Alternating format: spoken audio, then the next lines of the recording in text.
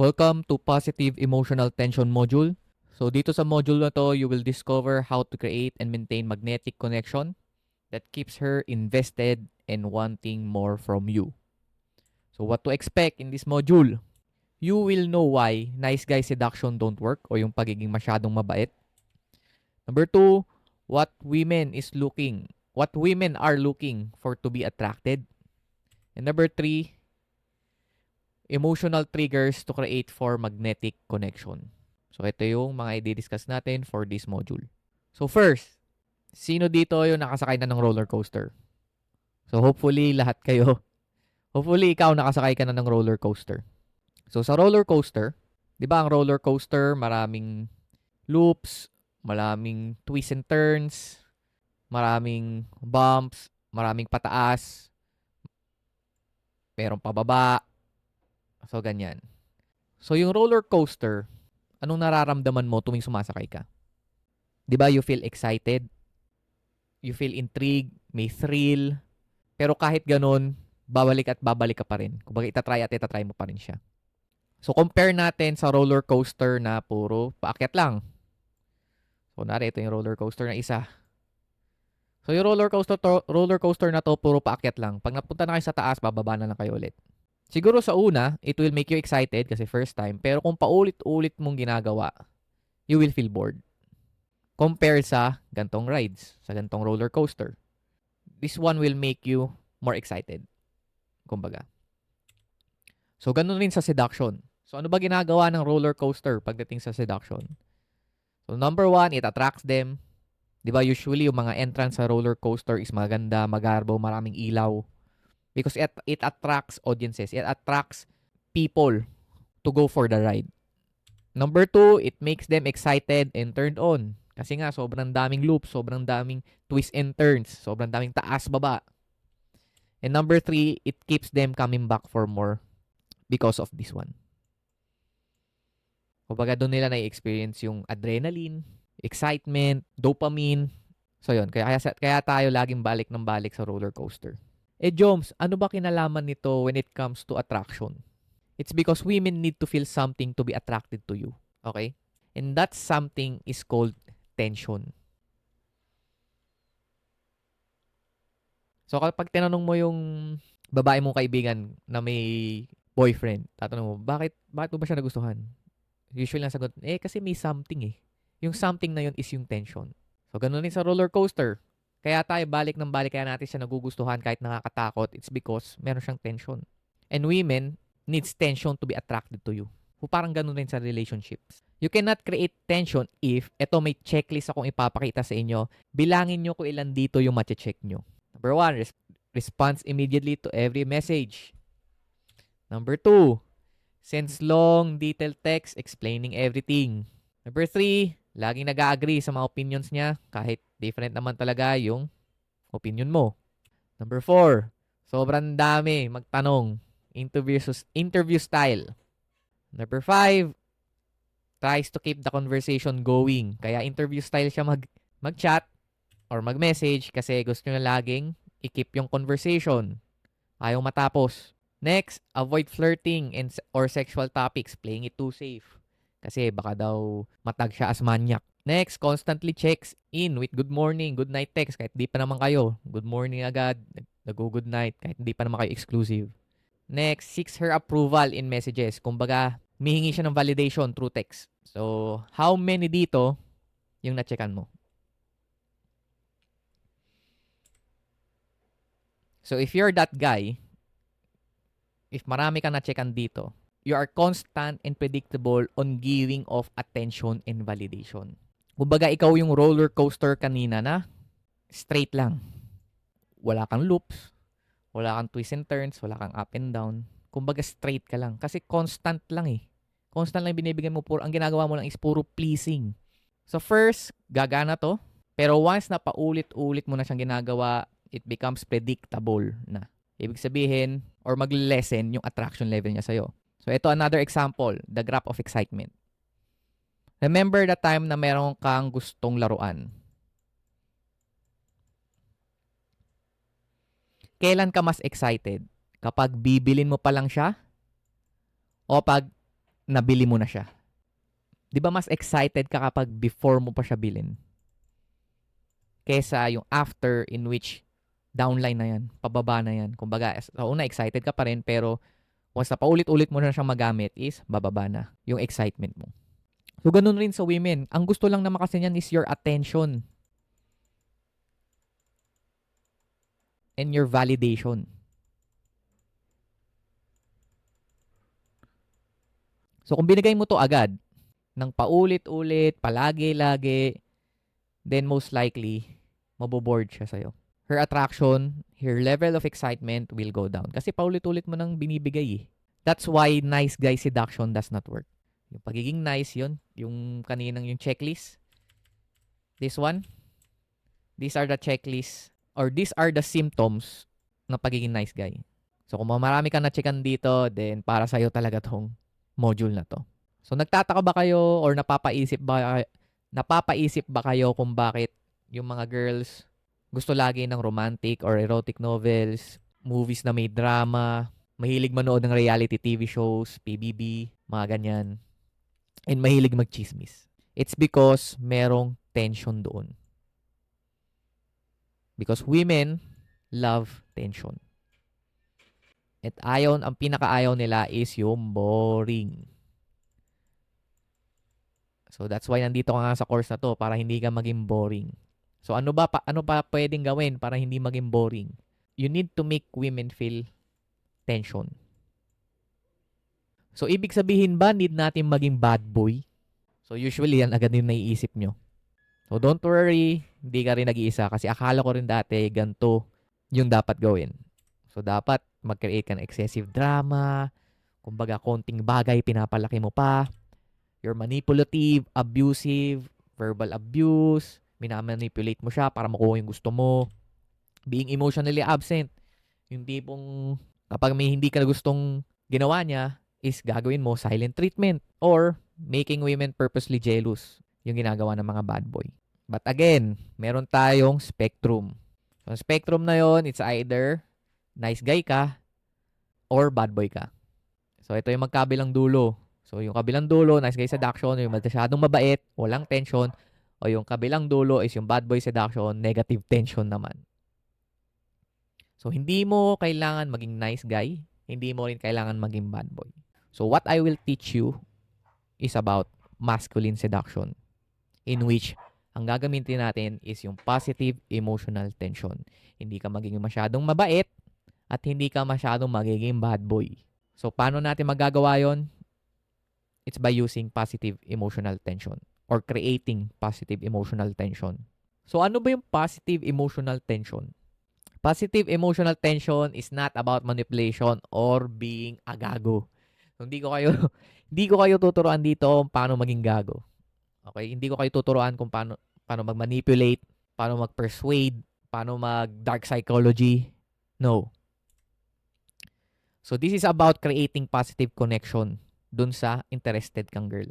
So, this is how you create positive connection sa feminine woman. Pag natutunan nyo tong positive emotional tension, you will be a man that is maintaining his values and boundaries and owning his masculinity and desire. Kumbaga, hindi na siya nagbabalat kayo. Open siya as a masculine male.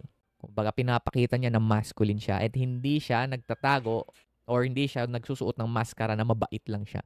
Rather than manipulating or surrendering them to a woman in attempt to please her or avoid conflict. After this module, you will be this man. So, ito yung ituturo ko sa inyo. So, this is not about specific tricks or scripted pickup lines na pwede nyong gawin sa babae. So, this is more about improving yourself. I will help you understand kung ano ba yung emotional tension. I will help you to become aware sa different social cues, emotional cues. And lastly, I will help you step out of your comfort zone. Because using positive emotional tension will make you brave. Okay, excited? So, ang best approach lang dito sa lesson na to is I want you to observe, learn, and have fun. So, hindi lang basta sa lesson na to, but also when you are doing positive emotional tension. I want you to observe kung ano yung nagiging reaction ng babae. I want you to learn from it, become aware, and I want you to have fun. Be brave, be playful, be willing to take risk. So meron tayong 8 emotional triggers as said by Dr. Robert Glover. Sa mga di nakakakilala kay Dr. Robert Glover, siya ay isang internationally widely known therapist for marriage and relationship. And siya rin yung author ng No More Mr. Nice Guy and Dating Essentials for Men. I see him as my personal mentor din because sa mga libro niya at sa mga resources niya talaga ako natuto. And isa sa mga lessons na na-absorb ko sa kanya is about the 8 emotional triggers. So yung 8 emotional triggers, this is the triggers that you can use to create positive emotional tension. So ano-ano ba sila? So number 1, attention. Number 2, security and safety. Number 3, pleasure. Number 4, competition and status. Number 5, anticipation and uncertainty. Number 6, drama and intrigue. Number 7, variety and novelty. And number 8, polarity. So these triggers, these emotional triggers, it will help you to create a positive emotional tension. So isa-isahin natin kung paano. Number 1, emotional trigger number 1, attention. Nung unang panahon, once upon a time, ang percentage na magsusurvive ang babae sa wild or nung unang panahon is nakadepende kung nakikita ba siya or kung nakakuha ba siya ng attention ng tribo niya. Kasi kapag napabayaan siya, automatic dead. That's why attention is an emotional trigger that you can create for tension. So, paano ba? So, when you are complimenting a woman or ina-acknowledge mo kung ano yung nagandahan ka sa kanya, you can send a thoughtful and playful or creative message noticing something specific about her. For example, nagandahan ka sa mata niya. So, instead of saying na, ang ganda-ganda ng mata mo, usually ganyan yung nice guy eh. Sobra sa validation. So, what you can do is be playful with it. Be creative. So, instead of saying that, you can say, gusto ko yung kuminang yung mata mo nung kinuwento mo yung hobbies mo. Mga ganun. So, di ba? Very creative. Hindi siya very straight to the point. Hindi siya validation in your face. So, if you are giving attention, if you are acknowledging a woman, make sure you're thoughtful, playful, or creative sa message na yon. So, that's how you compliment a woman in text. Next, emotional trigger, security and safety. So, noong unang panahon, once upon a time, women are attracted to men who can make them feel safe, reliable, trustworthy, and worthy of submission. So, kahit naman hanggang ngayon, women are seeking for security and safety. So paano mo ba mapapa-feel yun? So, you can demonstrate reliability by creating plans and following it through. So, nag-aaya ka ng date. So, example, let's meet on Friday, 2 p.m. sa SM North and wear something white. See you. So, di ba? You created a plan instead of saying na, saan mo ba gusto pumunta? Ano ba yung gusto mong ginagawa? Anong gusto mong gawin natin? Saan tayo kakain? Yung ganun. So, hindi niya mafe-feel na safe siya if you can create plans. And syempre, importante doon, you follow it through. Syempre, sundin mo naman yung plano mo. A woman cannot trust a man who cannot lead. Pwede mo ring i-text to, let me know when you're home safe. In that way, you will make her feel safe. You are reliable, trustworthy, and you are worthy. Worthy siya na mag-submit as feminine sa'yo. Next emotional trigger, pleasure. You might be thinking now women hate sex, but naturally, they enjoy it. Usually, yung mga babae na ayaw ng sex, it's because meron silang trauma, meron silang issues, meron silang abuse na nangyari. But naturally, they enjoy sex. Because they are wired to procreate. So, kaya nga sila nagkakaroon ng multiple orgasm kaysa sa atin. Because of mother nature. So, they have a organ specifically for sex lang. In order for you to create positive emotional tension using pleasure, is I want you to reduce watching pornography and excessive masturbation.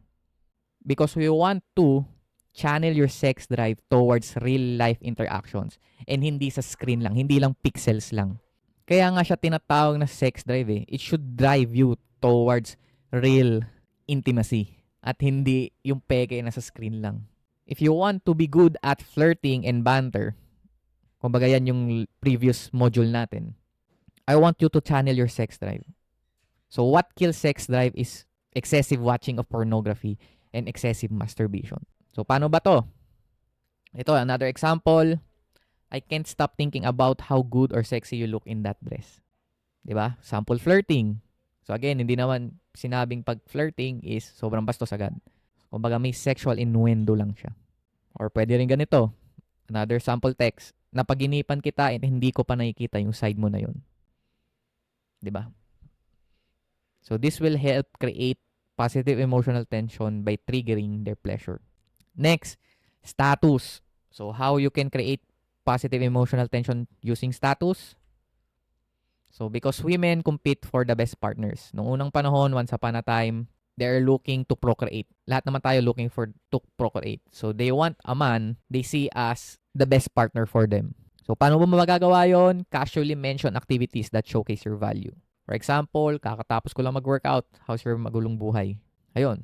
So, di ba, dito nag-mention ka? Or kakatapos ko lang mag-work sa business ko. Mga ganun. In that way, you will showcase your value. Next, emotional trigger, competition. So, sa women, having a desirable man is a status symbol. Especially kung pinag-aagawan siya o nagugustuhan rin siya ng ibang mga babae. So, it activates their emotional trigger, yung competition. So, you can use that to create positive emotional tension. Because jealousy can be a powerful aphrodisiac. Yan yung pinakamalakas na aphrodisiac. Jealousy. So, kapag nagsiselos siya, don't be defensive. Instead, be playful. So, paano ba yon? For example, ganito. Nagsiselos ka na agad, di mo pa nga ako napapakilala sa mama mo. O mga ganun. So, don't be defensive na, hindi ikaw lang sapat na. Yung mga ganun. So, instead, be playful. Ayan o, pero sample to. Next, emotional trigger, anticipation and uncertainty. Nung unang panahon, once upon a time, women waited at camp while men hunted. Kumbaga sila yung naiiwan kapag nag-hunting yung mga lalaki. So, this create anticipation and uncertainty kung babalik ba yung mga lalaking umalis para mag-hunt. So, paano ka ba makakreate ng positive emotional tension dito sa trigger na to? So, I want you to be mysterious and unpredictable. So, don't be too available. Hindi yung every text niya ay nandyan ka agad.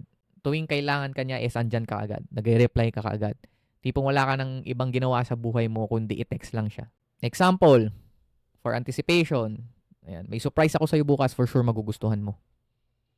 Ayan, it creates anticipation as uncertainty. It makes them excited. So another tip, don't be always available. Wait a bit before replying sometimes. Huwag ka palaging nakatutok sa cellphone mo para lang ma-replyan siya agad. So kung may kailangan ka gawin, gawin mo muna, replyan mo na lang siya kapag natapos mo nang gawin. Next, emotional triggers, drama and intrigue. So this is how women bonded while waiting for men to return from hunts. So yung parang sa previous slide, habang hinahantay nila, habang ina-anticipate nila kung babalik pa ba yung mga partner nila during the hunt, this is how they bonded. Drama and intrigue. So that's why malakas ang dating ng mga bad boys sa kanila. Yung mga abusive, manipulative. Because they create excitement and so much drama. Kaya 'di ba merong mga babae na bumabalik pa rin sa ex nila na tipong tinrash talk na nila. Na sobrang daming drama nangyayari sa kanila. It's because it creates drama and intrigue. It's a trigger. Okay? But again, hindi natin kailangan maging bad boy in order for us to create tension. So paano ba natin to magagawa positively? How can we create a positive emotional tension using drama and intrigue? So ganito. Example, sobrang lala nang nangyari sa akin kanina. That. So dito may intriga siya about your day. So parang ano rin to parang anticipation din to It makes her excited. Or if she asks something about you, maintain some mystery. For example, anong favorite mong food? Sabi mo, hulaan mo. Ayan. It creates drama and intrigue. Ganyan lang. You don't need to be abusive. Di mo kailangan ng silent treatment or anything. You can do this instead. Next, variety and novelty. So, women dislike boredom. Number 1 yan. Kung gusto mong hindi ka magustuhan ng babae, boringin mo. Maging boring ka. So, paano ka ba hindi magiging boring? So, you add variety. So, how you can add variety? So, be playful, take risks, and be willing to make mistakes. So, ito lang naman yun. So, paano mo ba to magagawa sa texting? So, I want you to mix up your texting style. Your phone. Kung paano mo gamitin yung phone mo para makipag-usap sa kanya. So, you can use emojis one day, then bukas hindi na ulit. Also, pwede ka mag-send ng voice messages. Ayan, adding variety and novelty. Next, do unexpected video calls. Ganyan. Because it adds variety. Kumbaga pa iba-iba. Para hindi siya maboard. Hindi siya masanay. Meron pa ring novelty. Novelty, ito yung parang feeling na bago. Yung excited ka pala kasi bago pa lang eh. Yan yun. So, this is how you can add variety and novelty to create positive emotional tension. And lastly, polarity. Okay, ang traditional roles talaga natin is men are hunters and women are gatherers and or nurturers. Despite na sa modern age na tayo na meron ng mga independent women, meron ng career women, pero almost all women still desire a traditionally masculine traits. So kailangan laging polarity. Polarity ibig sabihin magkaiba, yin and yang, black and white. Hindi kayo pwedeng parehong feminine. Hindi kayo pwedeng parehong masculine. Kasi never mag-work ang relationship kung walang polarity. So, you can create polarity by using positive emotional tension. So, ayun. Tingnan mo lang ulit kung ano yung mga diniscuss ko about kanina. So, take charge in planning, express yourself confidently, be decisive, firm, and grounded. So, be a masculine man if you want to create polarity. So, again, here are the 8 emotional triggers by Dr. Robert Glover. So, attention, security and safety, pleasure, competition and status, anticipation, uncertainty, drama and intrigue, variety and novelty, and polarity. So now, iniisip mo, naku, nakaka-overwhelm naman. Sobrang dami ko palang dapat iparamdam o dapat i-trigger sa kanya. Hindi mo naman kailangan lahat to gawin to. Okay, pwede mong gawin a combination of 2, ipa-isa-isa. Pero again, it's all about variety and novelty. So, pwede mong gawin to ngayon. Ito naman bukas. Yung mga ganun. So, hindi mo siya kailangan sabay-sabay, pagsabay-sabayin. So, pwedeng pa isa-isa, combination of 2, mga ganun lang naman. So, again, I want you to observe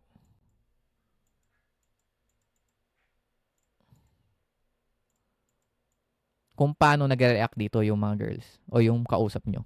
So, you can be aware sa different social cues, emotional cues, sa mga signals niya. And lastly, I want you to have fun with it. Okay? Be playful, be brave. Para kang batang may bagong laruan.